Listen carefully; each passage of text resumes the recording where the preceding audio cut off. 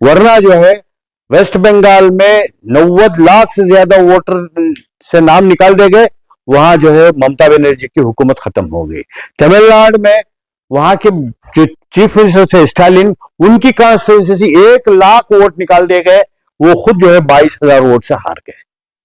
आपको कोई स्कीम नहीं मिलेगी, ना आपको फ्री इलेक्ट्रिसिटी मिलेगी, ना आपको 2,000 रुपए मिलेंगे, ना आपको राशन मिलेगा, और आपका राशन कार्ड खत्म हो जाएगा। कई कठिनाइयां, आखिर में जाकर आपके नाम अगर कोई प्रॉपर्टी है तो वो भी सरकार जब्त कर लेगी। एसआईआर के सिलसिले में मोहम्मद उबैदुल्ला शरीफ और सैयद अशरफ ने बेदारी मुहिम का आगाज किया है। आपका वोट आपका हक।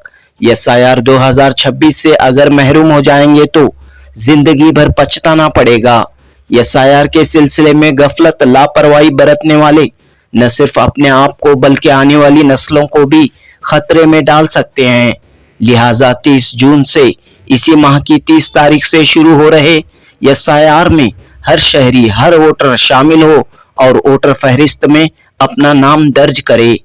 कर्नाटक प्रदेश कांग्रेस कमेटी के नायब सदर मोहम्मद उबैदुल्ला शरीफ और अंजुमन तरक्की उर्दू हिंद कर्नाटक के नायब सदर सैयद अशरफ ने उर्दू और अंग्रेजी जबानों में एसआईआर की जानकारी के सिलसिले में पर्चे शाया किए हैं और मस्जिदों के जरिए ये पर्चे अवाम में तकसीम किए जाएंगे।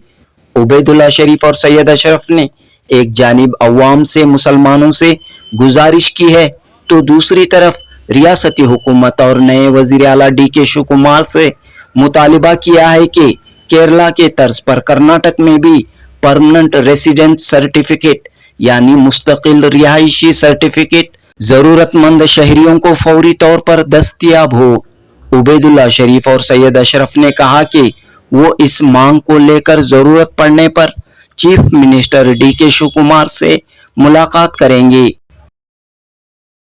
दोस्तों, मिली व समाजी मसाइल पर बेबाक तरीके से आवाज उठाने वाले कौम के लीडरों को उनकी गलतियों खामियों पर झिंझोड़ने वाले सैयद अशरफ ने खास तौर पर मुस्लिम MLA से दरख्वास्त की है कि वो एसआईआर के सिलसिले में सिर्फ अपनी अपनी कॉन्स्टिट्यूएंसी की हद तक काम न करें बल्कि पूरी रियासत के मुसलमानों की फिक्र करें। बहरहाल उबैदुल्ला शरीफ और सैयद अशरफ ने कहा कि मौजूदा एसआईआर एक बड़ी साजिश है, मुसलमानों के खिलाफ साजिश है और इस साजिश का मुसलमान डट कर मुकाबला करें। जनूबी हिंद न्यूज रिपोर्ट। अस्सलाम वालेकुम व रहमतुल्लाहि व बरकातुहू। कई महीनों के बाद मैं आप लोगों के सामने आया हूं और हम लोगों को एसआईआर की चिंता थी। मैं अभी 1 हफ्ता हॉस्पिटल में रह के कल ही डिस्चार्ज होके आया हूं। आने के बाद हम लोग, मैं और उबैदुल्ला शरीफ साहब कल बैठ के बातचीत कर रहे थे इस पे क्या करना है इसे। तो इससे पहले भी हॉस्पिटल में बात हुई तो हम लोगों ने एक फैसला लिया था कि इस इंफॉर्मेशन की एक हम पूरी तरह से एक बुकलेट की तरह 4 पेज का ये बना के उसको पूरे रियासत कर्नाटक में हम इसको भेजेंगे। ये हमने किया था। इस जमन में हमने अभी तक 50,000 के आसपास जो है ना हमने ये प्रिंट करवाया है और 1 लाख से ज्यादा हम लोग इसको प्रिंट कराने की कोशिश कर रहे हैं। ये हमारी तरफ से मुसलमानों को इंफॉर्मेशन के तौर पे हम भेजेंगे उनको और रियासत भर की तमाम मसाजिदों में इसको बंटवाएंगे ताकि मुसलमानों को आसानी हो जाए कि किस तरह से वो एसआईआर का मुकाबला कर सके। और सबसे बड़ा इसमें ये है कि अब हमारे पास फर्स्ट टाइम वोटर्स की 3 कैटेगरीज हैं। Category 1, category B, category A, category B और कैटेगरी C। और कैटेगरी 1 वाले कब आ रहे हैं? 1987 में जन्मे हुए जितने भी लोग हैं वो कैटेगरी A में आते हैं। 1 1/7/1987। 1/7/1987 के बाद जो भी लोग पैदा हुए हैं वो कैटेगरी ए में आ रहे हैं। और 2/12/2024 से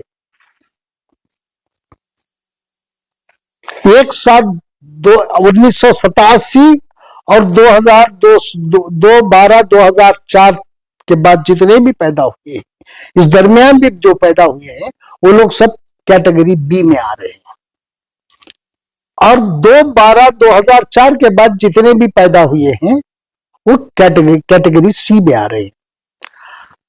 इनको कौन कौन से फॉर्म देना पड़ेगा?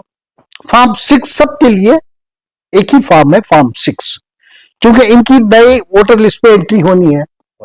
और मैपिंग के ताल्लुक से उबैदुल्ला शरीफ साहब आपको कह चुके हैं, उनके वालिद का या भाई का या बहन का या किसी भी रिश्तेदार का जो बहुत करीबी हो, उसका अगर 2002 के इसमें है, लिस्ट में है नाम, तो उसको देके आप जो है ना ये कर सकते हैं।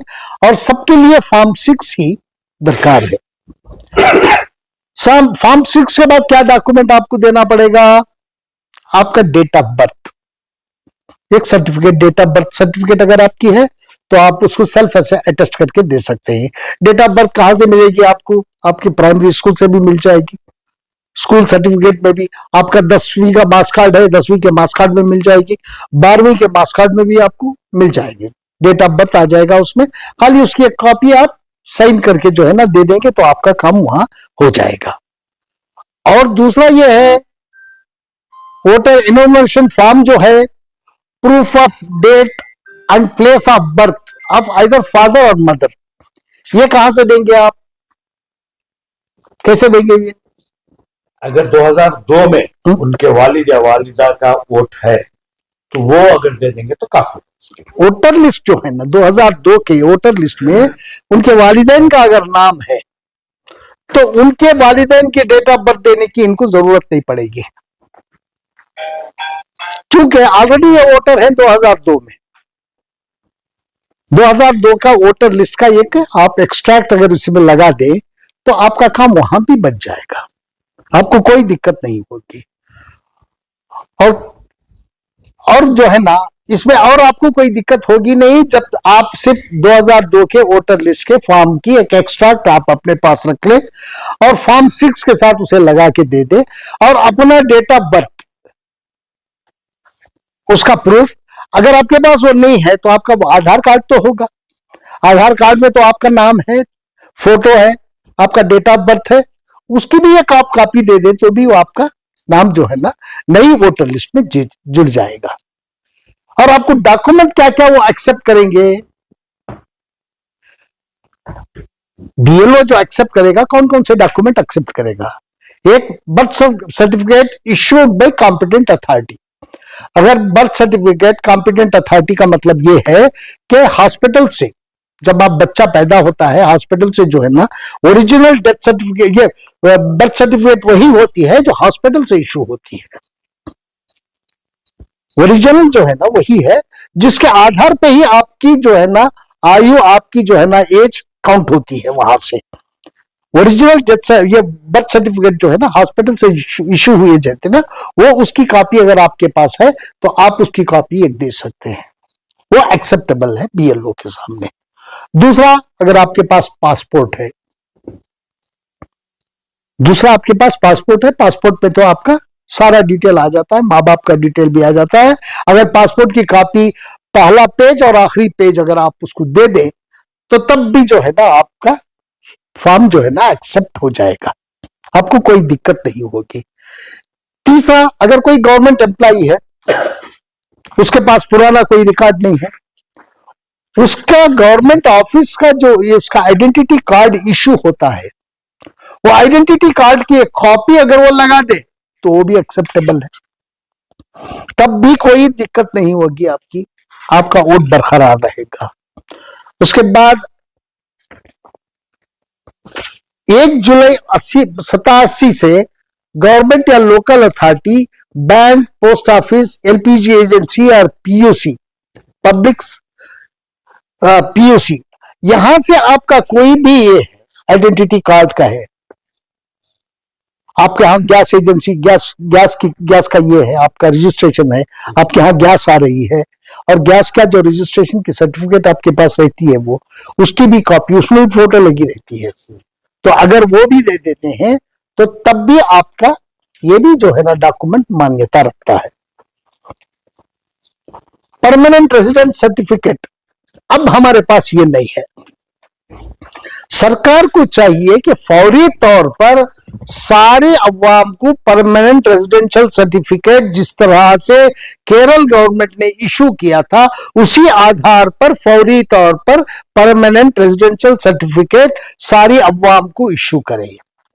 क्योंकि जब आपके पास ये तहसीलदार इशू करता है, परमानेंट रेजिडेंशियल सर्टिफिकेट जो है ये तहसीलदार के इसमें आता है, इसके जुरिडिक्शन में आता है, और ये तहसीलदार इशू करता है और ये मान्यता रखता है।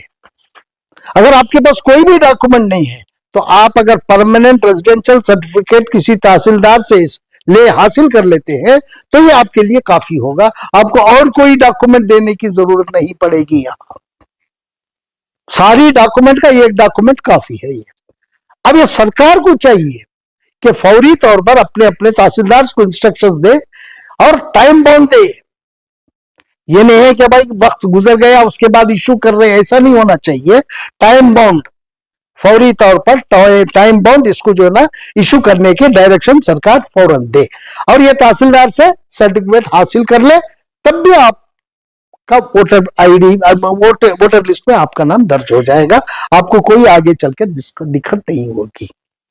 और अगर SC ST है कोई तो उसे तो सर्टिफिकेट मिलती ही है, जब तक उसके पास सर्टिफिकेट नहीं है वो SC ST कहलाता ही नहीं है।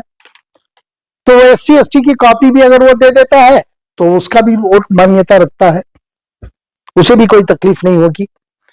नेशनल रजिस्टर NRC सर्टिफिकेट, ये अभी तो पेंडिंग है। NRC में कोई ये नहीं है। अगर NRC का वो अगर इशू करते उस बाद जमाने में वो देखा जाएगा बाद में। Family register maintain by state और लोकल अथॉरिटी। ये लोकल अथॉरिटी में क्या होता है, एक family register, family tree issue होती है एक लोकल अथॉरिटी से, रेवेन्यू डिपार्टमेंट से। इसी रजिस्ट्रेशन के आधार पर होती है वो फैमिली ट्री। जब आप फैमिली ट्री को अप्लाई करते हैं तो आपकी पूरी फैमिली के डिटेल्स आ जाते हैं। ये फैमिली ट्री जो है ना, फैमिली रजिस्टर जो है ना, तहसीलदार के ऑफिस में रहता है। यहां से भी अगर इसकी कॉपी लेके इसको देते हैं तो ये भी, इसके भी मान्यता है, तब भी आपको कोई तकलीफ नहीं होगी। और आपके पास लैंड, बिल्डिंग, हाउसिंग अलॉटमेंट, आपने BDO ने आपको अलॉट किया हो, या कोई अर्बन अथॉरिटी आपको एक साइट दी हो, या आपको जो है ना हाउसिंग बोर्ड से कोई घर मिला हो, अगर इसका डॉक्यूमेंट भी आपके पास है, रजिस्ट्रेशन सर्टिफिकेट है या सेल डीड है, आपके नाम अलॉटमेंट लेटर है, लेटर भी हो तो काफी है। तो ये सारी चीजों से जो है ना आपका वोट महफूज हो जाएगा, आपका वोट आ जाएगा। और दूसरा ये है कि आजकल जो है ना हमारे MLAs, मुस्लिम MLAs, इनको फिक्र सिर्फ अपनी अपनी कॉन्स्टिट्यूंसी की हो रही है। ये देख रहे हैं कि हमारे वोटर्स ना कहीं चले जाए। अब ये नहीं देख रहे कि मुसलमानों के वोटर चले जाए, इनको ये फिक्र नहीं है। आज अपने वोटरों की फिक्र कर रहे हैं।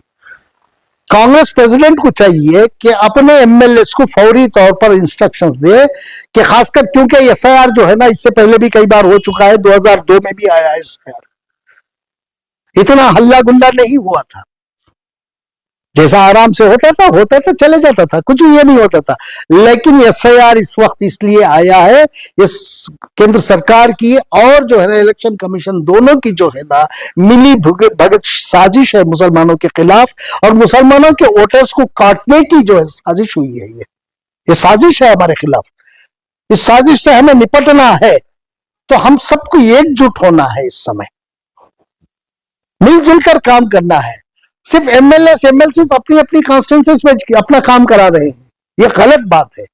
इन सबको मिलकर जो है ना दूसरी जगह भी जाके जो है ना अपने लोगों को, क्योंकि इनके पास हर चीज अब मुहैया है, इनके पास साधन है MLAs के पास, अपने आसपास की कॉन्स्टिट्यूंसी में जहां मुसलमान है वहां भेजकर जो है ना उनको वहां भी काम कराना चाहिए। और मैं chief minister DK Shiv Kumar ji और जनाब हरिप्रसाद जी जो कांग्रेस के प्रेसिडेंट हैं, उनसे भी मैं गुजारिश करता हूं कि सारे एमएलए को एक इंस्ट्रक्शंस दे कि अपनी अपनी कॉन्स्टिट्यूंसी में सबसे पहले मुसलमानों के वोटों को जो है ना निकालने से बचाने की पूरी पूरी कोशिश करें। जब तक ये लोग कोशिश नहीं करेंगे तो हमारे वोट बचेंगे नहीं। और एमएलए की बहुत बड़ी जिम्मेदारी है इसमें। सिर्फ यहां वोट अगर तुम्हारा कट गया तो सिर्फ वोट नहीं कटा आपका, इसके बाद आपकी जो है ना स्कीमें खत्म हो जाएंगी, आपको कोई स्कीम नहीं मिलेगी, ना आपको फ्री इलेक्ट्रिसिटी मिलेगी, ना आपको 2000 रुपए मिलेंगे, ना आपको राशन मिलेगा, और आपका राशन कार्ड खत्म हो जाएगा। कई कठिनाइयां, आखिर में जाकर आपके नाम अगर कोई प्रॉपर्टी है तो वो भी सरकार जब्त कर लेगी। अब ये बातें जो है ना कई लोग बता नहीं रहे। आपकी प्रॉपर्टी तक जब्त हो जाएगी जब एक बार आपका वोटर लिस्ट में नाम नहीं है तो इसलिए हर एक मुसलमान भाई को ये चाहिए कि वो सीरियसली ले इस चीज को, और हमारे सारे उलमाओं से और सारे जो ऑर्गेनाइजेशन काम कर रहे हैं आजकल, उनसे मैं अपील करता हूं कि वो फौरी तौर पर ये देखे कि सबसे पहले हमारे वोटरों को कैसे बचाया जाए। हमें इसके लिए बहुत बड़ी मुहिम ये करने की जरूरत है, मुहिम चलाने की जरूरत है। और ऑलरेडी अल्लाह का करम है कि कई लोग जो है ना फील्ड में उतरे हैं, काम कर रहे हैं, लेकिन फील्ड में उतर के काम करने से नहीं होता। बीएलओ तक ले जाके वहां मैपिंग कराने का तक काम आप करें, जब जाके आप सक्सेस होंगे। आप वोटर लिस्ट का ये निकाल के उसको दे दे कि तुम जाके बीएलओ से मिल लो, अगर बीएलओ बयास है वो कहेगा कि हाँ दे जाइए मैं कर लूंगा, वो करेगा नहीं तो आपका गया काम से। आप ये इंश्योर करें बीएलओ के पास जाके कि भाई हमारी मैपिंग हो गई है। वो मैपिंग होने के बाद जो है ना एक ये निकलता है, उसका एक्नॉलेजमेंट निकलता है, मैपिंग हो गई, इसकी मैपिंग सक्सेसफुल बोल के एक एक्नॉलेजमेंट निकलता है, वो आप ले लीजिएगा। जब आपके घर बीएलओ आएगा उसकी कॉपी रखिएगा, उस पर एक दस्तखत करके आप मैपिंग के सर्टिफिकेट की कॉपी उसको दे दीजिएगा। आपसे कोई सवाल नहीं करेगा, आपका वोट महफूज हो गया। वो एक्नॉलेजमेंट ले आने की कोशिश करिएगा बीएलओ की ऑफिस से। एक्नॉलेजमेंट में आपको बता देता हूं कि कैसा होता है। देखिए, जब आप बीएलओ के पास मैपिंग करते हैं तो आपको इस तरह का एक एक्नॉलेजमेंट मिलता है। वो एक्नॉलेजमेंट देते नहीं, लेकिन आपको हासिल कर लेना है। उसमें यह लिखा होता है कि सक्सेसफुल मैपिंग, सब सक्सेसफुल। अगर ये आपके पास रह गया, इसके ऊपर सारी डिटेल्स है आपकी, तो ये अगर आप जब बीएलओ आपके घर आएगा तो इसके आप उसको कॉपी दे दें तो कॉपी से संतुष्ट हो जाएगा, आपको और कुछ करने की जरूरत नहीं पड़ेगी। लेकिन ये एक्नॉलेजमेंट लेके आना जरूरी है, तब आप सक्सेसफुल हो गए बोल के। सिर्फ ले जाके बीएलओ के पास ये सबमिट कर देने से आपका काम नहीं हुआ, क्योंकि आजकल बीएलओ भी जो है ना बयास है। जब मुसलमान जाता है वहां, मुसलमानों से ठीक ढंग से बात भी नहीं किया जाता वहां, और उनको अंदर बुलाया भी, हाँ क्या है बताओ, हाँ दे दो, हाँ ठीक है देख लेते हैं बेचाओ, तो उससे कहना पड़ेगा आपको। और वहां जो है ना हमारे ऑर्गेनाइजेशंस जो काम कर रहे हैं, उन लोगों की मदद लेना चाहिए। हमारे लोगों को, उन लोगों को बुला के लेके जाना है। अगर बीएलओ अगर नहीं लेता है और उसका एक्नॉलेजमेंट नहीं देता है तो उसकी शिकायत करना है, यह आपका हक है। अगर आपका हक हासिल नहीं करेंगे, आगे चल के आपको इतनी बड़े बड़े मुश्किलात का सामना करना पड़ेगा जो आप सोच भी नहीं सकते। यहां तक कि आपके नाम अगर कोई प्रॉपर्टी है वो भी जब्त कर लेगी सरकार। इतने पावर्स है अब सरकार को। अब जिस तरह से जो केरला में जो हुआ, रेजिडेंशियल सर्टिफिकेट, हमें किसी भी चीज की जरूरत नहीं है इस समय। एक रेजिडेंशियल सर्टिफिकेट हमें सरकार दे दे, हमारे लिए वो काफी है।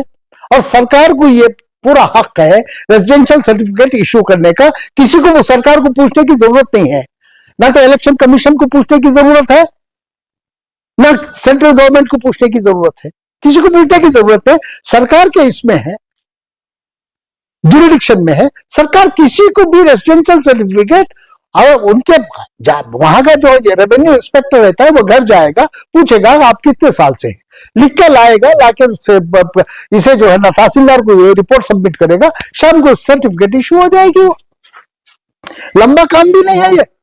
आप सुबह एप्लीकेशन दो तहसीलदार को, तहसीलदार रेवेन्यू इंस्पेक्टर को मार्क करेगा, रेवेन्यू इंस्पेक्टर घर जाएगा, जाके ये करेगा, उसका वेरिफिकेशन करेगा, शाम को रिपोर्ट दे देगा। और शाम को नहीं, दूसरे दिन जो है ना प्रिंटेड आपकी जो है ना इलेक्ट्रॉनिक प्रिंटेड रेजिडेंशियल सर्टिफिकेट आपको मिल जाएगी। और वो सबसे बड़ा डॉक्यूमेंट है, और वो सर्टिफिकेट अगर आप हासिल कर ले तो आगे भी आपके लिए उससे बहुत काम आ सकती है वो सर्टिफिकेट। अब सरकार को चाहिए कि फौरी तौर पर ज्यादा से ज्यादा, जिस तरह से केरला में उन्होंने रेजिडेंशियल सर्टिफिकेट को इशू करके केरला में वोटर्स एसआईआर को बचा लिया, उस तरह से यहां भी कर्नाटक में भी वो मुसलमानों के वोटों को बचाने की कोशिश करें। ये मेरी सरकार से गुजारिश है। शुक्रिया। 6 बच्चे हैं वो डाउटफुल वोटर्स में आ रहे हैं, आने वाले हैं, ऐसे बातें नहीं नहीं, 6 बच्चे हैं अगर उनके, तो उनके माँ बाप का 2002 में ये है, उनके माँ बाप तो थे 2002 में, 2002 में उनका वोटर लिस्ट में नाम था, तो हो जाए तो ये 6 बच्चे भी आ गए उसके अंदर। डाउटफुल वोटर हो ही नहीं सकते इन, क्योंकि वो बाद में पैदा हुए ना, इनके वालिद 2002 की वोटर लिस्ट में थे, ये बाद में पैदा हुए। जब बाद में पैदा हुए तो अगर उनके वोटर लिस्ट में माँ या बाप का, या बाप का हो या माँ का, किसी का एक का भी अगर नाम मिल जाए आपको, तो आप डाउटफुल वोटर से निकल गए, आप उस वोटर की लिस्ट में आ गए। जहां आपका नाम मिल नहीं रहा है 2002 की लिस्ट में, वहां आपको इन डॉक्यूमेंट देने की जरूरत है। नए वोटर के लिए भी ये डॉक्यूमेंट देने की जरूरत है। अगर आपके पास, सरकार यही करे कि एक रेजिडेंशियल सर्टिफिकेट हम लोगों को इशू कराते, ये हमारे लिए बहुत बड़ा और मजबूत हथियार साबित होगा। इस सिलसिले में सीएम वगैरह से मुलाकात करने को देखेंगे, हम लोग बात कर लेंगे, बात करके अगर सीएम से मिलना है तो हम लोग जाके सीएम साहब से मिलेंगे। सीएम साहब कोई हमारे लिए नए नहीं है, मेरे भी और सीएम साहब के जो दोस्ती है जो 1982 से है, हम दोनों एक साथ ही जनरल हॉस्टल से अपने पॉलिटिकल कैरियर की शुरुआत की थी। नए नहीं हम लोग जाएंगे, बैठेंगे, उनसे बात करेंगे, बात करके जो है ना जितना आसान हो सकता है हमारे लोगों के लिए उतनी आसानी हम पैदा करने की कोशिश करेंगे। हम ये देखेंगे कि हमारे मुसलमानों के वोट कटे ना और बहाल रहे, ये हम कोशिश जरूर करेंगे इंशाल्लाह। आपका वोट आपका हक है। अस्सलाम वालेकुम रहमतुल्लाहि व बरकातहू। आज की ये प्रेस कॉन्फ्रेंस का मकसद कर्नाटक में एसआईआर 2026 30 जून से शुरू हो रहा है, इस ताल्लुक से लोगों तक कुछ अहम मामलात उन तक पहुंचाना है, इसकी अहमियत का बयान करना जरूरी है। 30 जून से 29 जुलाई तक एसआईआर शुरू होगा। इलेक्शन कमीशन की जानिब से जो बीएलओ नामजद किए गए हैं वो घर घर आएंगे। वो जब किसी के भी घर जाएंगे तो एक प्रिंटेड फॉर्म लेकर आएंगे वो, जिसमें मौजूदा वोटर लिस्ट के तहत उनके पास तमाम तफसीलात होंगे। तो लोगों को चाहिए कि उसको एक बार चेक करें, नाम सही है या उसमें कोई गलती है, या जो है उनकी डेट ऑफ बर्थ, पैदाइश की तारीख सही है गलत है। अगर उनको उसमें कोई करेक्शन कराना है तो वो भी करेक्शन बीएलओ को बोल के करा सकते हैं, और पुराना फोटो निकाल के नया फोटो भी डाल सकते हैं। बट अहम यह है कि उनको चाहिए कि 2002 की वोटर लिस्ट में जो नाम उनका है उसको दिखाना पड़ेगा कि 2002 में कौन से पार्ट में नाम था, कौन से पोलिंग बूथ में था। उसका एक प्रिंट आउट लेके भी दे सकते हैं। तो वो देने के बाद उसकी मैपिंग हो जाएगी और उनका वोट जो है महफूज हो जाएगा। यहां कई दिक्कतें लोगों को आ रही है। पहले तो मैं ये शेड्यूल आपको बता देता हूं कि घर घर जो बीएलओस हैं वो 30 जून से 29 जुलाई तक आएंगे। आने के बाद वो जो है अपनी एक ड्राफ्ट इलेक्टोरल रोल 5 अगस्त 2026 को शाया होगी। 5 अगस्त को जो वोटर लिस्ट पब्लिश होगी उसमें हर शहरी को चाहिए कि वो अपना नाम देख ले। अगर उनका नाम उसमें है ठीक है, अगर उसमें नाम नहीं है या उनको कोई ऑब्जेक्शन है तो वो 5 अगस्त से 4 सितंबर तक उसको ऑब्जेक्शंस फाइल कर सकते हैं। अगर उसमें ऑब्जेक्शंस को वो एप्लीकेशंस डालने के बाद ऑब्जेक्शंस फाइल करने के बाद 5 अगस्त से 3 अक्टूबर तक उनको जो है उनके ऑब्जेक्शंस को नोटिस देकर बुलाया जाएगा। उनको जाके उसके सामने एआरओ के सामने अपीयर होना पड़ेगा और उसको वो बाद में ये करेगा। 7 अक्टूबर 2026 को जो है फाइनल इलेक्टोरल रोल पब्लिश हो जाएगी। उसे भी देखना कि उनका नाम है या नहीं है, ये भी जरूरी है, अहम है। अब मसला यहां आ रहा है कि 2002 की वोटर लिस्ट में कई लोग जो है इसमें दिक्कत आती है, खासकर उन लोगों के लिए जो लोग हमेशा घर अपने किराए के मकान में रहते हैं, एक जगह से दूसरी जगह बदलते रहते हैं। उनको ये मालूम नहीं होता, उनको याद नहीं है कि 2002 में वो कहां थे, या उनके पास आइडेंटिटी कार्ड 2002 का नहीं है। इनको ये दिक्कत आएगी। तो हर मसाजिद में और कई एनजीओस, हमारी फलाही तंजीमें, सोशल वर्कर्स इसके पीछे लगे हुए हैं, लोगों की मदद करने की कोशिश कर रहे हैं। लेकिन 2002 का वोटर लिस्ट में तफसीलात देना अहम है। अगर नहीं देंगे तो उसमें वोटर लिस्ट में नाम नहीं आएगा, उनकी मैपिंग नहीं होगी। तो अगर उनका नाम नहीं है तो जो है वो जब वहां पे बीएलओ आता है तो उनको जो है वो फॉर्म नंबर 6 के साथ कुछ डॉक्यूमेंट्स हैं। तो जो बीएलओ आपके घर आएंगे, बीएलओ जो है 30 जुलाई से जून से 29 जुलाई तक 3 मरतबा आपके घर आ सकते हैं। 3 मरतबा आते हैं। जब वो आएंगे तो वो एक प्रिंटेड फॉर्म आपके उनके साथ लेकर आएंगे। उसमें आपको ये देखना है कि आपका नाम सही है, पार्ट नंबर सही है, एड्रेस सही है, असेंबली कॉन्स्टिट्यूंसी सही है, आपका फोटो पुराना है तो नया फोटो आप दे सकते हैं, वो फोटो डाल लेंगे।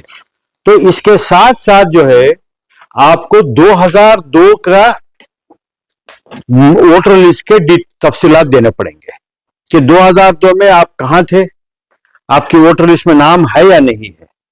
तो वो निकाल कर देना जो है अहम है। ये इसमें जो है काफी दिक्कतें लोगों को आ रही हैं। तो उसके लिए भी कुछ रास्ते हैं, मगर वो देना बिल्कुल जरूरी है। अगर आप हैं तो आपके वालिद, उनका अगर वोट है 2002 में तो वो अगर देंगे तब भी जो है आपका वोट वैलिड हो जाएगी। इसलिए कि 2026 में आपका नाम है, 2002 में कोई जो है वोटर नहीं थे उस वक्त, 2002 में उनकी उम्र नहीं थी तो वोटर नहीं थे। तो उनके वालिद का अगर देंगे तो उनका नाम इंक्लूड हो जाएगा, या उनके बड़े भाई हैं उनका नाम है तो उनका देंगे तब भी वो जो है मैपिंग हो जाएगी। और ये देना बहुत जरूरी है। इसके बाद जो है जो चीजें अपडेट करनी है, उनकी डेट ऑफ बर्थ अपडेट करना है, मोबाइल नंबर अपडेट करना है, पेरेंट यानी उनके वालिदैन का, या औरत है तो उनके खाविन का नाम भी जो है उसमें सही कराना पड़ेगा अगर गलत है तो। उसके बाद में जो है ये सब तमाम तफसीलात कलेक्ट करने के बाद मैपिंग होने के बाद जो है इसकी वोटर लिस्ट जो पब्लिश होगी उसमें जो है आपको नाम है या नहीं है, 5 अगस्त को जो वोटर लिस्ट पब्लिश होगी ड्राफ्ट लिस्ट, उसमें चेक करना जरूरी है। अगर वोटर लिस्ट में नाम आपका गलत है, करेक्शन करवाना है, तो आपको जो है फॉर्म नंबर 8 फिलअप करके उनको देना पड़ेगा। फॉर्म नंबर 8 अगर देंगे तो जो है वो करेक्शंस हो सकते हैं। अगर कोई ऑब्जेक्शंस है, कोई ऑब्जेक्ट कर रहा है या कोई गलत ये हो गया है, तो फॉर्म नंबर 7 फिलअप करके देना पड़ेगा। तो इस वक्त जो है कर्नाटक में 5,65,75,000 वोटर्स हैं, यानी 12 मई 2026 तक 50 पर 9,500 BLOs इसके लिए अपॉइंट किए गए हैं। ये BLOs हमारे पास आएंगे, जैसा कि मैंने पहले भी आपको बताया है।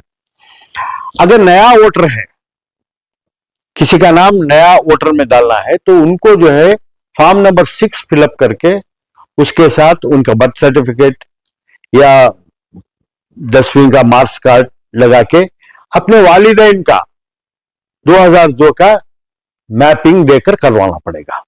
देंगे तब उनका नाम जो है उसमें आ जाएगा। जैसे कि मेरे घर में मेरी पोती है, पोती का नाम मैंने नया एनरोल कराने के लिए जब दिया तो मेरे बेटे का नाम 2002 की लिस्ट में था, तो वो आ गया, वो देना पड़ेगा। 2002 में बाप का, दादा का, किसी का भी एक देंगे तो जो है वो नए वोटर लिस्ट में नए वोटर लिस्ट भर्ती हो जाएंगे।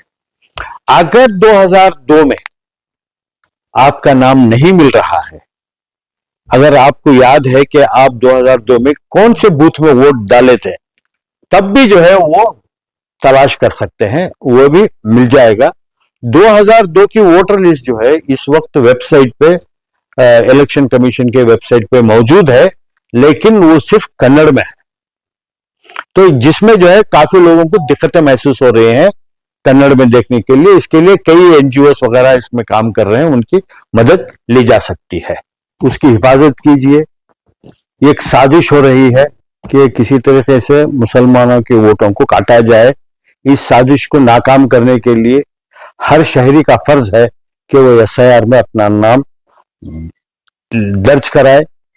कुछ लोग ये समझते हैं कि मौजूदा वोटर लिस्ट में हमारा नाम है तो हम सेफ हैं। ऐसा नहीं है। मौजूदा वोटर लिस्ट में अगर नाम आपका है, 2002 का मैपिंग नहीं हो रही है, तो आपका नाम वोटर लिस्ट से निकाला जा सकता है। ये ख्याल रखें। जैसा कि अशरफ साहब ने कहा, हमें चाहिए इस वक्त जो डॉक्यूमेंट्स, अगर आपको 2002 की वोटर लिस्ट नहीं मिल रही है तो जो डॉक्यूमेंट्स, जो 13-14 डॉक्यूमेंट जो हुए हैं, उसमें से कोई भी एक डॉक्यूमेंट और फॉर्म 6 भर्ती करके उस डॉक्यूमेंट को BLO के पास दें, और बाद में 5 अगस्त को जो वोटर लिस्ट पब्लिश की जाएगी उसमें चेक कीजिएगा। वरना जो है वेस्ट बंगाल में 90 लाख से ज्यादा वोटर से नाम निकाल दे गए, वहां जो है ममता बनर्जी की हुकूमत खत्म हो गई। तमिलनाडु में वहां के जो चीफ मिनिस्टर थे स्टालिन, उनकी कॉन्स्टिट्यूंसी से 1 लाख वोट निकाल दिए गए, वो खुद जो है 22,000 वोट से हार गए। तो ये एक साजिश है इस वक्त बीजेपी हुकूमत की। इस साजिश को नाकाम करने के लिए सबको होशियारी से काम लेना है। 2002 की जहां तक हो सके वोटर लिस्ट में नाम ढूंढ कर जो है अपनी मैपिंग करवाएं, यही हमारी गुजारिश है।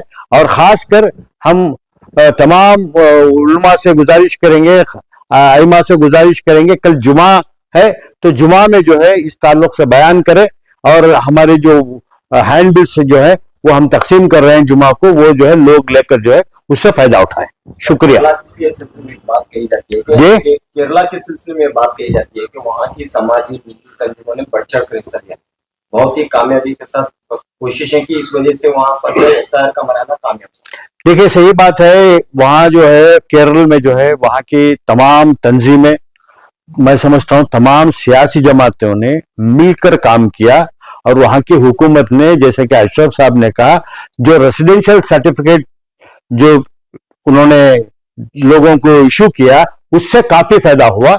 यहां भी जो है यहाँ के चीफ मिनिस्टर भी वो उसका हुक्म दिए हुए हैं, हमें चाहिए कि तहसीलदार को फोर्स करें और हम जिनके पास ये डॉक्यूमेंट नहीं मिल रहे हैं वो जो है रेजिडेंशियल सर्टिफिकेट लेकर जो है अपनी मैपिंग कराएं।